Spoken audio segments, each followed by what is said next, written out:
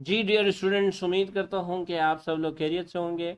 जैसा लास्ट के लेक्चर के अंदर हमने time to reach a maximum height को कैलकुलेट किया, बिल्कुल इसी तरीके से आज हम टोटल टाइम ऑफ फ्लाइट्स के बारे में बात करें।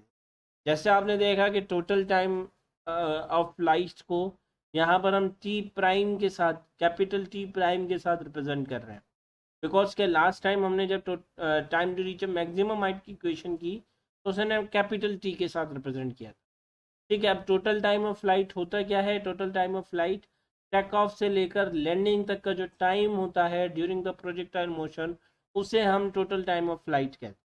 अब अगर आपसे मैं कहूँ कि मैंने देखें एक्स डायरेक्शन तो कांस्टेंट है, तो हमने वाई मोशन को कंसीडर किया हुआ है ना।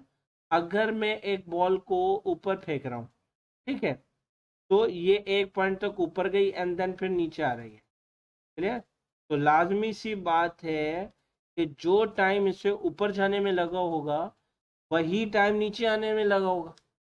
ठीक है, अब हम बात कर रहे हैं प्रोजेक्टाइल मोशन की। तो जो टाइम मैक्सिमम हाइट तक पहुंचने में लगा होगा वही टाइम इम्पैक्ट पॉइंट तक पहुंचने में लगा होगा।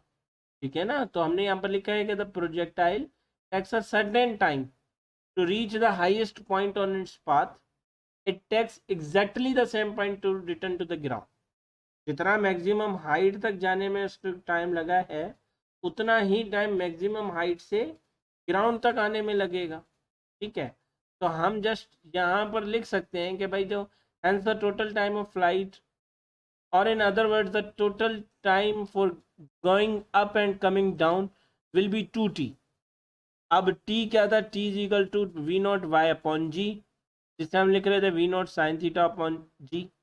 अब टोटल टाइम ऑफ फ्लाइट क्या हो जाएगा? टी प्राइम, जितना ऊपर गया एक टाइम वो उतना ही नीचे आने में लगा दूसरा टाइम वो, तो 2t करके हमने लिख दिया। अब क्या होगा कि 2 v0 y अपॉन जी हो जाएगा, या 2 v0 साइन थीटा अपॉन जी हो जाएगा। क्या हमारे पास टोटल टाइम ऑफ फ्लाइट हो जाएगा। लेकिन अब अगर हमें यही क्वेश्चन आ जाता है एग्जाम के अंदर, तो एग्जाम के अंदर तो हम इतना छोटा तो लिख नहीं सकते। और अगर हम सिर्फ यही लिख रहे हैं तो हमें time to reach a maximum height भी लिखना पड़ेगा। लेकिन क्वेश्चन में कहा जा रहा है कि भाई टोटल टाइम ऑफ फ्लाइट बताएं। तो इसके लिए अब हम क्या करेंगे?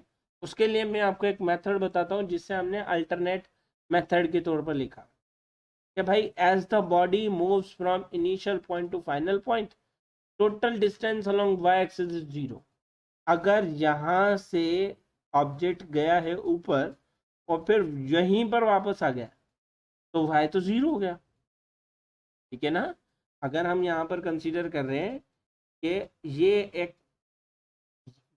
y is equal to zero यहाँ पर कंसीडर, और ये यहाँ से प्रोजेक्टाइल होता हुआ दोबारा यहाँ तक अगर पहुँचे, तो टोटल टाइम तो हम ये कैलकुलेट करेंगे। तो यहाँ पर आप देखें कि y is equal to what? y is equal to zero.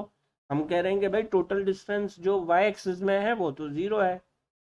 अब हम क्या करेंगे? यहाँ पर सेकेंड इक्वेशन ऑफ मोशन को यूज करेंगे, s is equal to V I T plus 1/2 AT²। जिसे अगर हम चेंज करें तो s चेंज हो जाएगा हाइट में, ठीक है, वी आई चेंज हो जाएगा वी नॉट वाई में क्योंकि हम वाई मोशन को कंसीडर कर रहे हैं। टी चेंज हो जाएगा टोटल टाइम ऑफ फ्लाइट में, टी प्राइम करके लिख देंगे। एक्सेलरेशन ड्यू टू ग्रेविटी हमने माइनस लिया हुआ है, तो यहाँ पर ए की जगह पर जी आ जाएगा जो कि नेगेटिव है, तो यहाँ पर माइनस आ गया। 1/2 एक्सेलरेशन ड्यू टू ग्रेविटी और टोटल टाइम ऑफ फ्लाइट का स्क्वायर कर लिया। अब हमने देखा कि H is equal to Y is equal to zero. Y direction में height is equal to zero हो गई क्योंकि जहाँ से वो लॉन्च हुआ था वहीं पर मतलब उसी सरफेस पर उसने आकर लैंड किया है। V V Y V I is equal to V not Y, जो कि वी नॉट साइन थीटा के बराबर है। एक्सेलरेशन जो कि हमारे पास बराबर है negative of acceleration due to gravity के। टाइम जो है वो टोटल टाइम ऑफ फ्लाइट के बराबर हो गया, यानी कि टी प्राइम के बराबर हो गया। सब्सटीट्यूट करेंगे इस इक्वेशन के अंदर, तो एच की जगह पर आ जाएगा zero, V not Y multiply by T prime minus 1/2 acceleration due to gravity T prime का होल स्क्वायर आ जाएगा। क्लियर?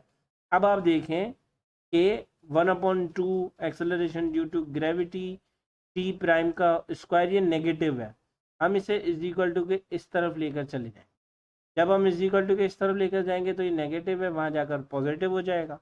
अब आप यहाँ पर देखें कि टी स्क्वायर से टी प्राइम स्क्वायर से यहाँ पर ये टी प्राइम कैंसिल हो रहा है, लेकिन यहाँ पर चूंकि स्क्वायर था तो एक टी प्राइम यहाँ पर बचेगा।